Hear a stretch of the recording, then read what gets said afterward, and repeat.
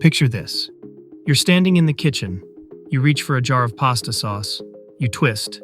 Nothing. You try again, harder. Still nothing. You hand it to someone else, and they open it in 2 seconds. That moment feels like a minor inconvenience. But what if it's actually a signal?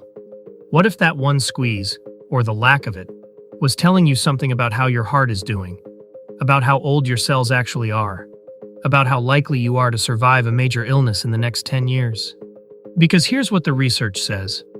Your grip strength isn't just about your hands.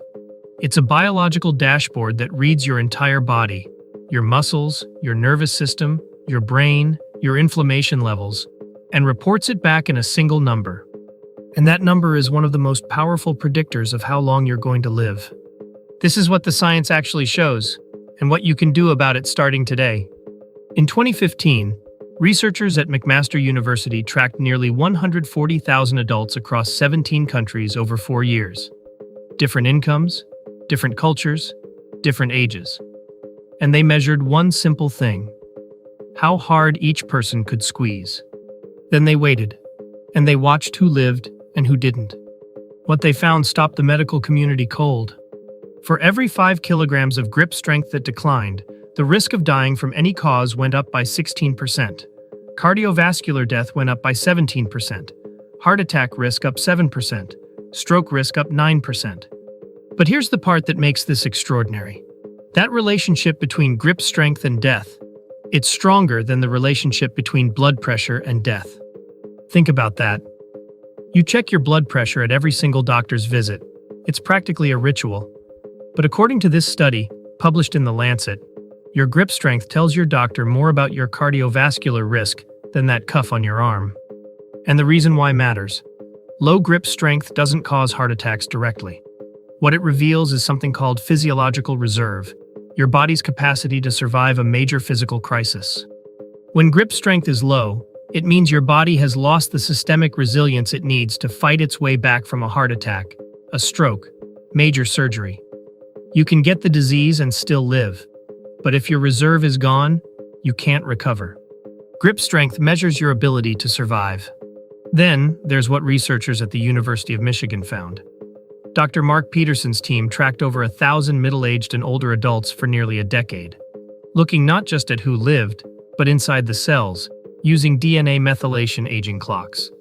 These clocks estimate not how old you are on your birthday, but how old your biology is actually running. The finding was clear.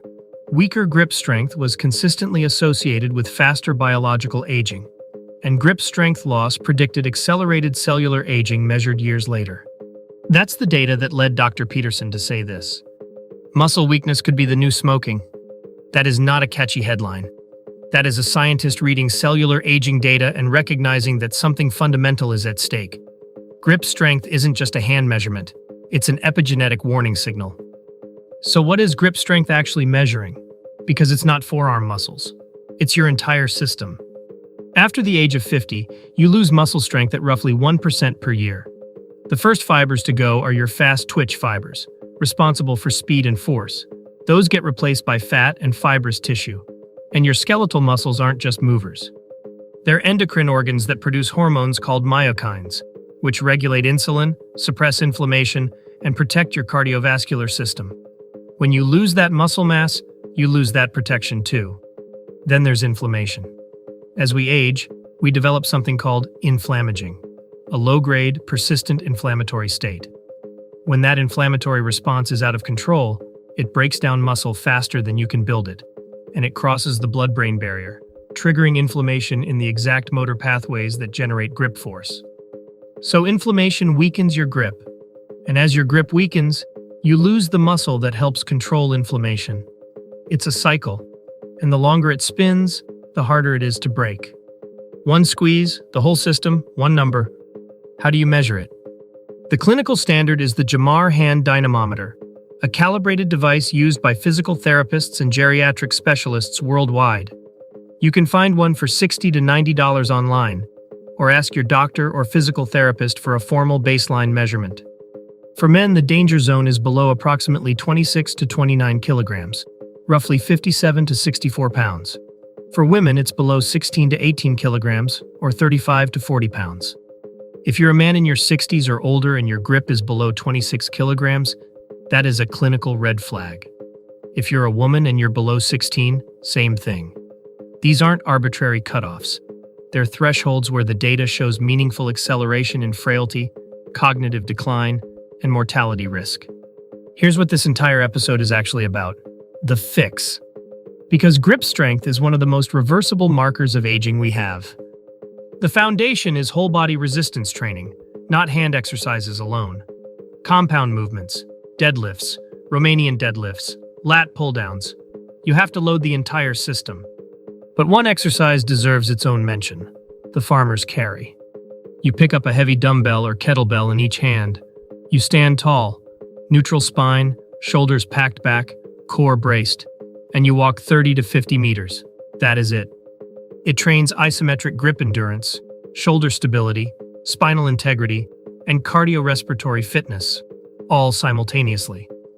A University of Pittsburgh study of over 5,000 participants found that for every 10% increase in carry weight beyond baseline, there was a 5% reduction in all-cause mortality risk. Carry heavier, carry longer, live longer. The longevity target: men aim to carry 50% of body weight per hand for 60 seconds. Women, 37.5%. If that sounds out of reach, start at 25% per hand for 30 seconds and build from there. Every increment matters. Add targeted handwork alongside your compound lifts: racquetball for neuromuscular reflexes, therapy putty for intrinsic hand strength, wrist curls for balanced forearm development. Now, nutrition, because training without it is like rebuilding a house without concrete. As we age, our muscles become resistant to protein. This is called anabolic resistance. Overcoming it requires more than most people expect: 1.2 to 1.6 grams of protein per kilogram of body weight per day. For a 170-pound person, that's 90 to 120 grams every single day. And distribution matters: 30 to 35 grams per meal, with protein rich in leucine, eggs, Greek yogurt, chicken, fish, whey. Second, vitamin D. It activates receptors in your skeletal muscle cells that switch on muscle growth and switch off muscle breakdown simultaneously. The clinical data shows adequate vitamin D reduces fall risk by 19% in older adults. Target 800 to 1,000 IU of vitamin D3 daily. Get your level tested. Third, omega-3 fatty acids, specifically EPA and DHA. At around 3 grams per day, they reduce the inflammatory environment driving muscle loss. Clinical reviews show that consistent high-dose omega-3 intake produces measurable grip strength improvements in as little as 8 weeks. Protein, vitamin D, omega-3s. That is your nutritional platform. Get those 3 right, and your training will produce results that surprise you. Let's come back to that moment in the kitchen. You reach for the jar, you squeeze, and you feel how much force you can actually produce. That moment is data. Your neuromuscular system is reporting back. Your inflammatory state is registering.